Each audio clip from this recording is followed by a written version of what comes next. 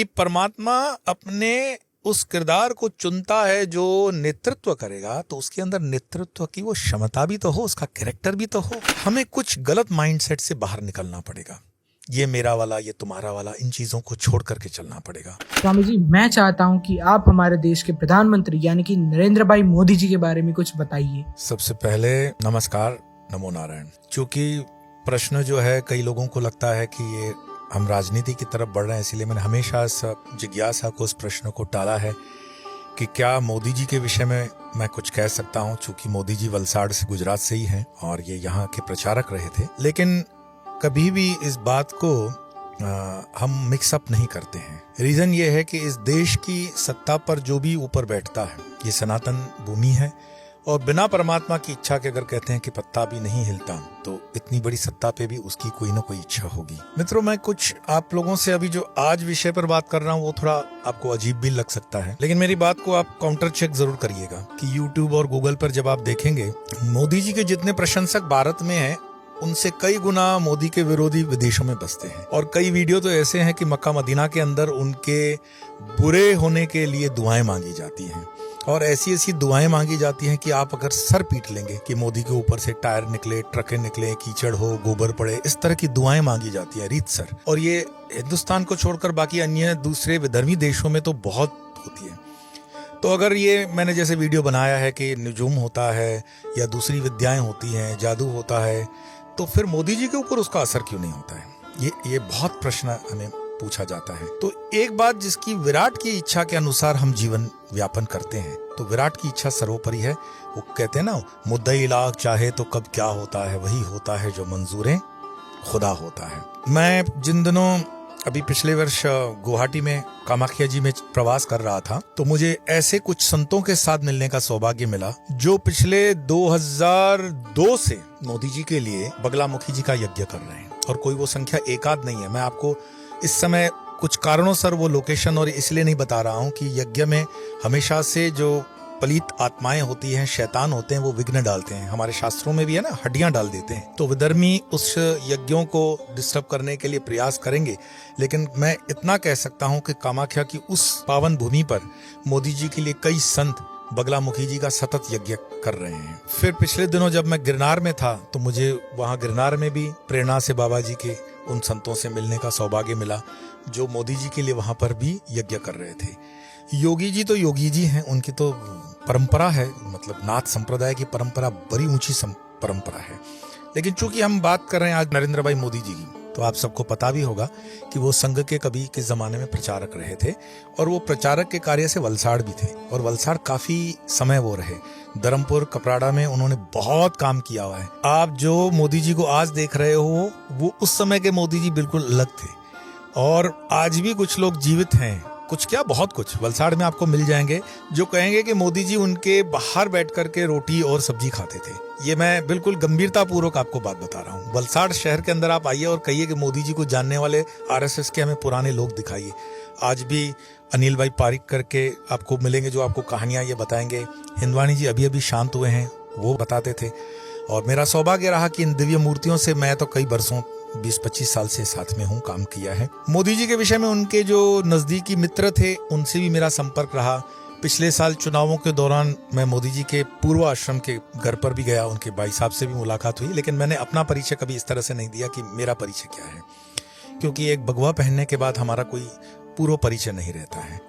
मोदी जी के साथ मेरा कोई पूर्व परिचय है तो जो ये कह रहा है उसका पूर्व परिचय नहीं है, और जिसका पूर्व परिचय था वो ये नहीं है। तो इसीलिए उस पूर्व परिचय के विषय में मैं ज्यादा नहीं बता पाऊंगा। लेकिन हाँ, मोदी जी इतने स्तर पर जरूर पहुंच गए हैं कि हमारे जो गुरु महाराज ईश्वरानंद गिरी जी महाराज, उनका एक वीडियो होगा यूट्यूब पे, आप सर्च करिएगा। ये मैं बात बता रहा हूँ आपको 2014 के पहले की बात है, जब वो मुख्यमंत्री थे गुजरात के। और एक कार्यक्रम के अंदर का ये वीडियो है जहाँ पे ईश्वरानंद गिरी जी महाराज बता रहे हैं मोदी जी की उपस्थिति में, अंग्रेजी के अंदर वो संबोधन कर रहे हैं कि प्रधानमंत्री करके वो संबोधित कर रहे हैं उनको। और फिर वो कहते हैं कि यस, मैं प्रधानमंत्री करके ही आपको संबोधित कर रहा हूँ। मुझे पता है आप अभी बन के तो चीफ मिनिस्टर आए हो, लेकिन आप प्रधानमंत्री बनोगे। इस स्टेटमेंट से आप समझ जाओ कि भारत के हजारों संतों, हजारों ऋषि मुनियों की यह चाहना थी कि मोदी जी प्रधानमंत्री बने। तो मोदी जी को प्रधानमंत्री बनने के लिए ठीक है, एक चुनाव की प्रक्रिया ने काम किया होगा, वो तो ठीक है, लेकिन मैं एक दैविक शक्ति भी देखता हूँ, दैविक लोगों की कंट्रीब्यूशन भी देखता हूँ। और मोदी जी के कई किस्से ऐसे हैं जो कभी मीडिया में नहीं आए, क्योंकि मोदी जी से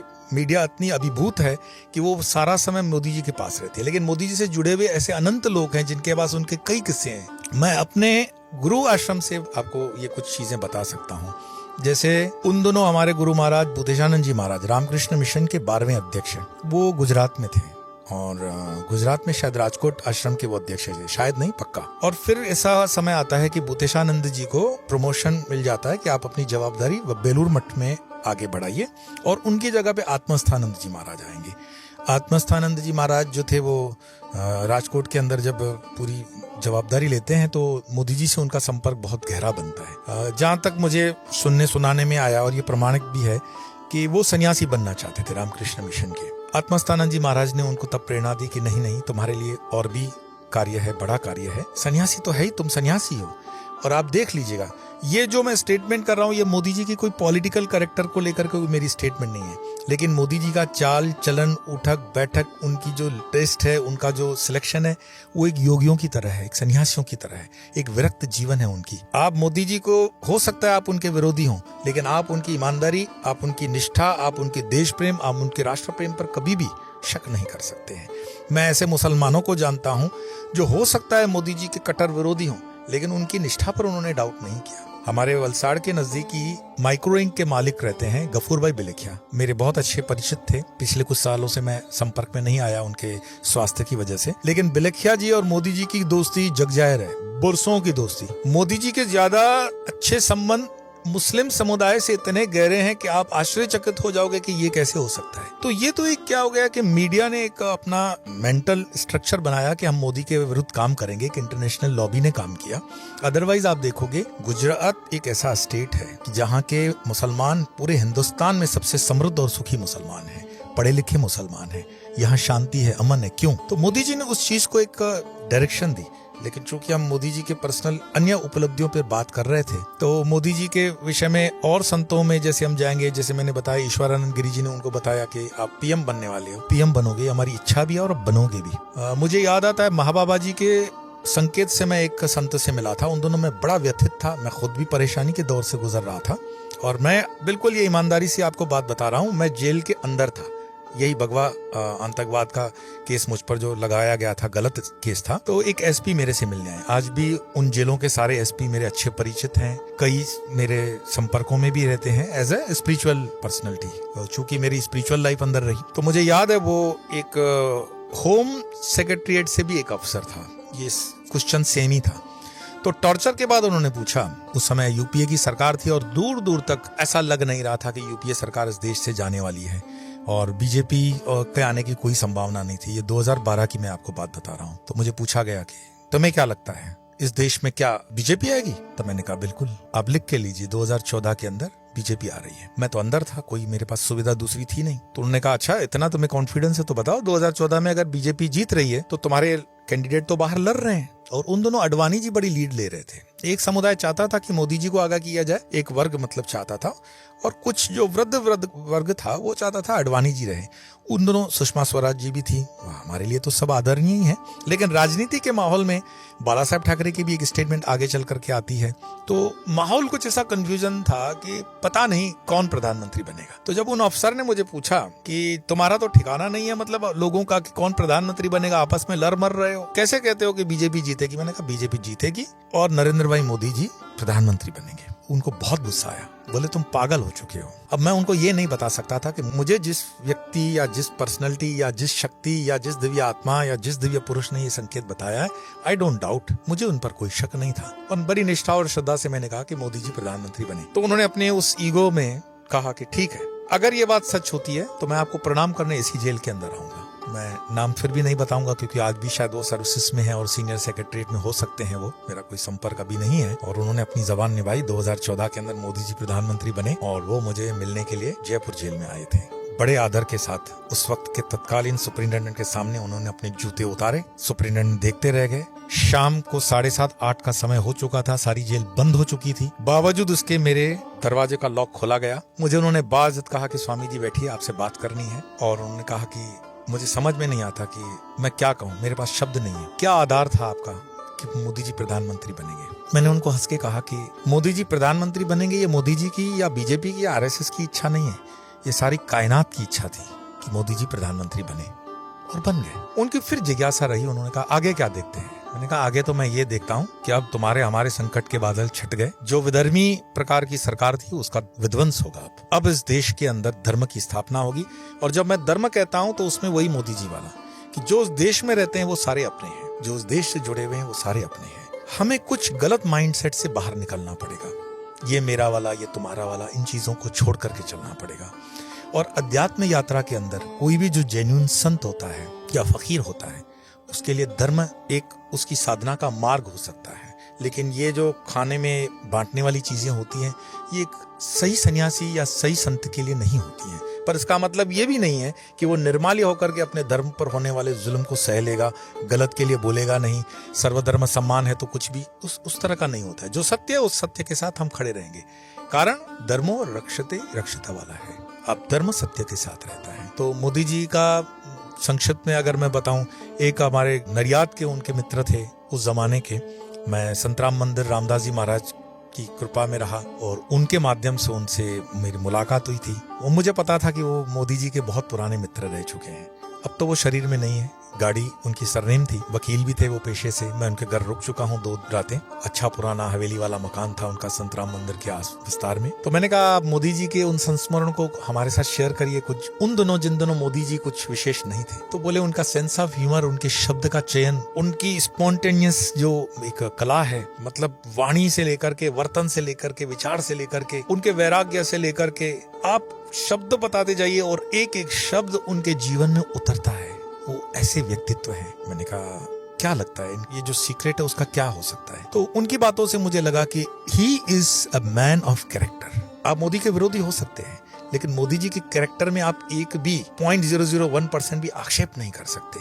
और बड़े बड़े धुरंधर विरोधी विपक्षी दलों के नेता इस चीज के लिए ललायत होते हैं कि मोदी जी के कैरेक्टर पे हम कुछ कर सके। आप कुछ भी हल्की बातों का कमेंट कर सकते हो, लेकिन मोदी जी का कैरेक्टर इतना पावन है। ये ब्रह्मचर्य का मुझे लगता है कि सटीक एक एग्जाम्पल है। मोदी जी के जीवन का खान पान रहन सहन, आपको वो याद होगा कि ओबामा से मिलने गए हैं और नवरात्रि का उपवास है, अमेरिका की धरती है, और वो 9 के 9 दिन शुरू से ही, ऐसा नहीं कि वो आडंबर अभी उन्होंने कोई नवरात्रि चालू की होगी, नहीं। मोदी जी की तपस्या, मोदी जी का ध्यान, मोदी जी का योग, मोदी जी का ये सब कुछ पहले से ही रहा है। जो उनके पुराने लोग उनसे जुड़े हुए वो हमेशा कहते थे मोदी जी एक झोला डालते कंधे पे, उनके 2 कुर्ते रहते। संघ के जिन स्थानों पे वो रहते थे वो पुराने लोगों से मैं मिला हूं, और मैं बड़ी प्रामाणिकता से कहता हूं कि परमात्मा अपने उस किरदार को चुनता है जो नेतृत्व करेगा, तो उसके अंदर नेतृत्व की वो क्षमता भी तो हो, उसका कैरेक्टर भी तो हो। अगर आपके पास कैरेक्टर नहीं है तो लक्षणों के ऊपर लक्ष्मी होती है, कर्मों के ऊपर कृपा होती है। आपके अगर लक्षण नहीं है तो लक्ष्मी भी नहीं टिकेगी। कई लोग कहते हैं ना हमारे पास लक्ष्मी नहीं आती है, आपके लक्षण ठीक नहीं है भाई। और कृपा तब होती है जब आप वो कर्म करते हो। तो लक्षण भी मोदी जी के और कर्म भी मोदी जी के, उस पर आप कभी डाउट नहीं कर सकते हैं। आपको लगता होगा मैं मोदी जी को कुछ प्रमोट कर रहा हूँ, लेकिन बात ये नहीं है। बात यह है कि आप अपने जीवन में जीवंत आध्यात्मिक व्यक्तियों को देखें, समझें और सोचें कि आध्यात्मिकता क्या होती है, ब्रह्मचर्य क्या होता है, जीवन में चलने का क्या तरीका हो सकता है। माँ के प्रति आपने उनका प्रेम देखा, ये प्रधानमंत्री बनने के बाद नहीं था, शुरू से ही वो माता के लिए उनका वो स्नेह, वो प्रेम रहा। और माँ का भी आपने कैरेक्टर देखा होगा। अगर ये दूसरे दल की माँ होती ना तो आज तक तो दिल्ली में उनके नाम पे 50 चौक बन गए होते। लेकिन उस माँ ने जो त्याग तपस्या की जीवन समर्पित किया इस राष्ट्र को, आने वाले सालों में आप देखेंगे कई बच्चे उनके जीवन पे PhD करेंगे। ऐसे अनंत कई एक्सपीरियंसेस हो सकते हैं, पर मुझे लगता है कि हमें जो उनके जीवन से सीखना चाहिए। मरने के बाद तो देखिए, हाथी जिए तो लाख, मरे तो 1.25 लाख।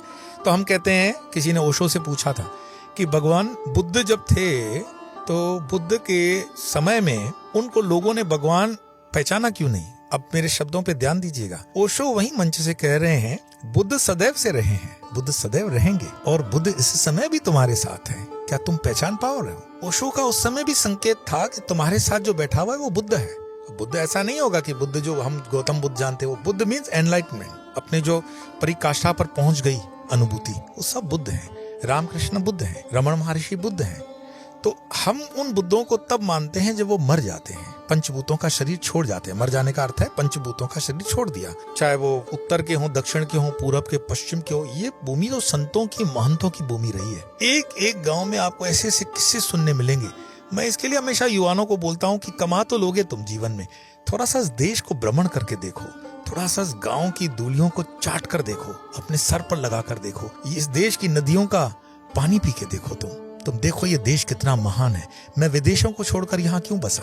क्योंकि इस देश से महान कोई देश है नहीं। और फिर ओशो के शब्दों का मैं सहारा लूं कि जब जब भी तुम्हारी आध्यात्मिकता ऊंचाइयों को छुएगी, तुम दुनिया के किसी भी हिस्से में रहोगे, तुम्हें हिंदुस्तान आना पड़ेगा, भारत आना पड़ेगा। कभी पाकिस्तान वाला विस्तार भी वो हमारा आध्यात्मिक विस्तार था और आज भी है, भविष्य में हो जाएगा, वो भी उतना ही आध्यात्मिक रहा। लेकिन कुछ पलित आत्माओं ने वहां पर गंध फैला रखी है। बांग्लादेश का तो सुनो राजधानी ढाका है, माँ ढाकेश्वरी के नाम पर ढाका, तो चैतन्य भूमि है, वो शक्तिपीठ है। श्रीलंका में जाइए, राम की भूमि, श्री रावण की भूमि। मैं श्री रावण बोल रहा हूँ, बड़ी गंभीरता से बोल रहा हूँ। आप रावण जला करके जो देखते हो और तमाशा लेते हो, या अपशगुन करते हो। कभी भी रावण जलता हुआ मत देखना, क्योंकि रावण की जलते हुए देखने की आपकी काबिलियत क्या है? महापंडित है वो। उस महापंडित के आदर में हाथ जोड़कर खड़े हो जाओ, जिसकी मृत्यु का कारण स्वयं श्री राम बने। वो साधारण नहीं हो सकता। तो इस तरफ जाइए, चाहिए नेपाल, गोरक्ष की भूमि है। आज भी गोरक्ष के नाम से गोरखे होते हैं, गोरखा समुदाय गोरक्ष के नाम से शक्तिपीठ हैं। तो ये भारत का जो मानचित्र, ये अपने आप में पूर्ण रूपेण एक ज्वलंत प्रज्वलित शक्तिपीठ है। और यहाँ पर पैदा होने वाला ब्रह्मानंद जी जैसे महाराज कहते हैं, रामकृष्ण परमहंस के मानस पुत्र, कि वृंदावन और काशी में अगर किसी का कुत्ते का भी जन्म होता है ना, वो जन्म भी तुम्हारा ऋषियों के ऊपर का जन्म है। ये भूमि ऐसी है। यहाँ का अगर तुम जूठा अन्न भी खा लोगे ना, तीर्थों का पावन हो जाओगे। यहाँ की नदी में बहता हुआ एक एक बूंद बूंद पानी अमृत है। यहाँ की चलने वाली पवन में गीतों का जो चलता है, भागवत रामायण की चौपाइयां हैं। तो ये इस देश की विशेषता है। मैंने मोदी जी का मात्र इसीलिए उल्लेख किया ताकि इस शरीर में आप जो कहते थे कि किसी ऐसे दिव्य पुरुष के दर्शन करें, मोदी से स्टार्ट किया है और कई ऐसे महापुरुषों को आपके सामने लाऊंगा जो शरीर में इस समय आपके पास है। आज इतना ही, फिर मिलेंगे इसी चैनल पर। स्वामी।